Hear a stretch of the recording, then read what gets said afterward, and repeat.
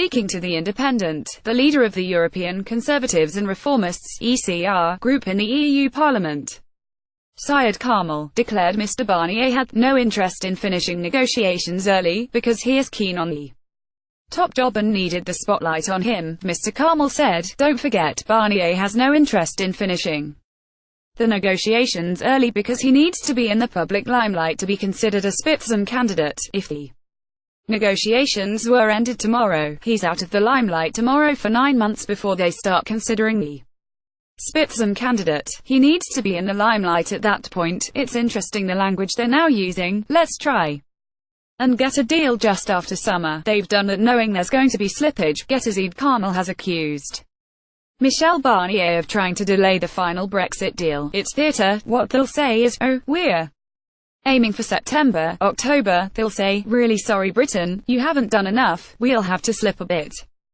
Maybe until December again. They're building that in, that theatre." Mr Barnier has been touted as a potential candidate to lead the European Commission, which since 2014 has been chosen by the major parties nominating a lead candidate, or spitzenkandidate, before the European Parliament elections. He is also a member of the European People's Party (EPP), with the selection of its candidates set to be decided at a meeting in Helsinki later this year that could see it coincide with a last-minute extension of the Brexit talks, but Mr Barnier has previously said that his sole focus is on Brexit negotiations and would see them through to the end. GETTYSyed Kamall also hit out at European Parliament Brexit coordinator Guy Verhofstadt. Own source told The Independent that the approach taken so far by the EU chief negotiator did not suggest he was trying to delay talks, adding, "It wasn't us who decided to hold a general election after triggering Article 50. Mr Kamall also hit out at the European Parliament